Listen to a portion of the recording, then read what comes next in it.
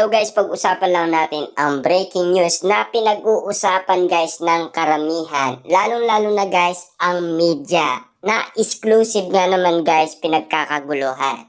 Catherine Bernardo at Alden Richard walang palya sa pagpapakilig. Ibig sabihin guys, wala palang palya lahat ng mga ayudang binibigay ni Catherine Bernardo at Alden Richard na sila ay nagpapakilig. Bakit nga naman guys, 'di ba?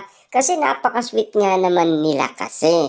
At siyempre, spotted nga naman guys na sinasabi ng karamihan, maalin mo dapat ang trabaho mo, wag ang katrabaho mo, 'di ba? Yan kasi guys marami ng mga pangyayari.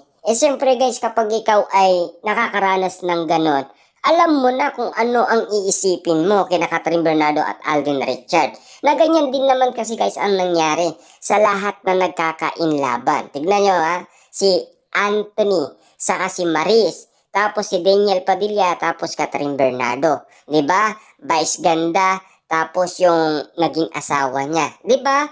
Naging katrabaho lang. Kaya nga naman guys, kung ano pa ang iisipin mo, syempre kumpleto na Kaya nga walang palya diba? Kaya wala silang palya magpakilig dahil nag-start yan at nagsimula yan noong sila ay nagtrabaho. Pero alam naman natin guys, na talagang nagsasama si Catherine Bernardo at Alden Richard sa endorsement. Nauna nga guys kasi sila magkakilala sa endorsement pero hindi ganon ka-level up yung kanilang ugnayan sa isa't isa.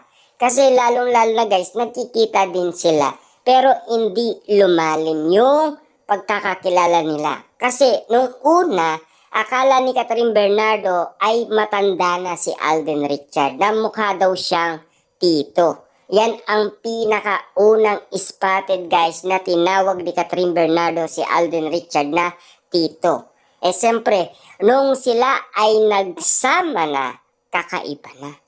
Iba na yung usapan, 'di ba? Doon nalaman ni Catherine Bernardo na napakabata pa pala ni Alden Richard at napakagwapo, 'di ba? Ibig sabihin lang yun kasi yan guys na nanibago ang pananaw. Ibig sabihin guys, dahil nagsimula sila sa trabaho, unti-unting lumalim ang kanilang ugnayan sa isa't isa. At lumalim talaga ng lumalim ang kanilang pagiging closeness sa isa't isa. Kaya laging spotted guys Kaya nga naman kasi pinag-uusapan sila at pinagkakaguluhan. Lalong-lalo na pinagpipestaan pa ng mga netizens at ng mga Katden fans. Lalong-lalo na guys ang balita.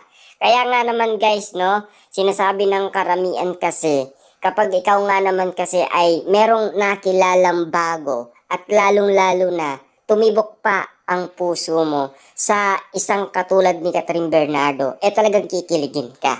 'Di ba? Kita niyo naman kasi guys wala silang sawang magpakilig. Kaya nga naman kasi guys, marami ang nagmamahal.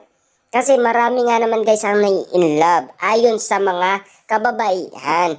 Kasi sinasabi nga naman kasi nila guys, kaya nga naman pala tayo kinikilig kina Catherine Bernardo at Alden Richard. Gusto kasi natin na maranasan din natin yung ganun sitwasyon. 'Di ba? Kasi inaabol-habol kasi guys ng mga babae na ganun ang gawin ng kanilang mga nobyo sa kanila. Kaso nga lang kasi guys, ang gusto nila si Alden Richard. Kaya nga iniiram kasi kay Catherine Bernardo si Alden Richard para daw ipapotocopy. Kasi siyempre guys wala na Kailangan na lang dyan guys, kausapin nila ang kanilang boyfriend na sana ganun din ang kanilang iparanas sa kanila.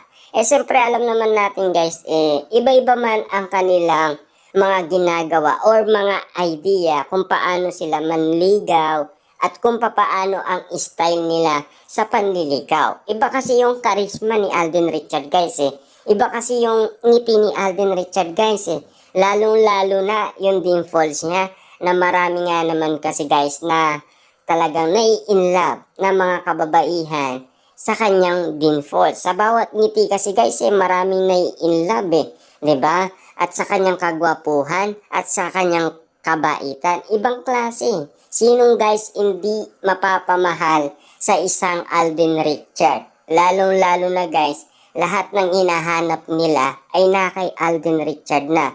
Mabait na, gentleman pa, may respeto sa kapwa, may respeto sa pamilya, mapagmahal sa pamilya at mapagmahal sa Diyos. 'Di ba?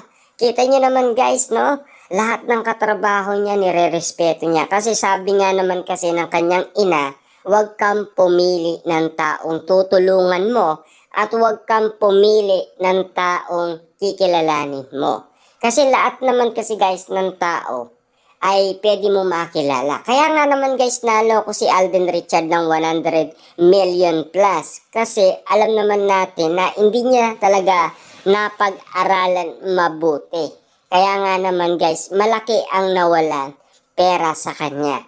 Pero ngayon, siyempre, kailangan talaga dyan ay pag-aralan mo bago mo pasukan. 'Di ba? Hindi naman ibig sabihin yan kasi guys. Lahat ng tao kasi nagiging masama na dahil sa epekto ng mga nangyayari sa atin. Kasi kakaiba man guys ang nangyayari sa atin. Kasi nag-iiba din, nagbabago din ang tao. 'Di ba? Unti-unti dahil sa nangyayari sa panahon.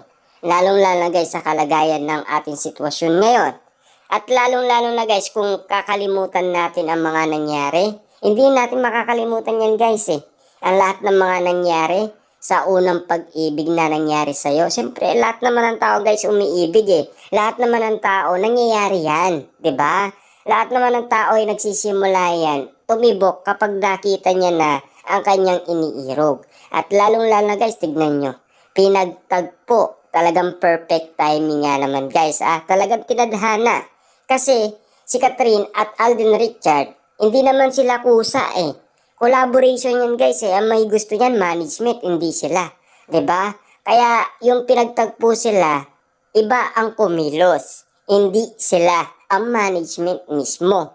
Pero yung, guys, no, ganito 'di ba, in-interview si Alden Richard ng ABS-CBN, nagsalita siya. Ibig sabihin, kinausap siya ng ABS-CBN.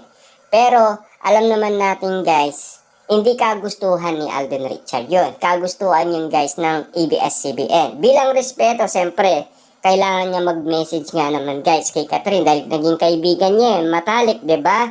At alam naman natin guys, nag-message si Alden Richard, 'di ba?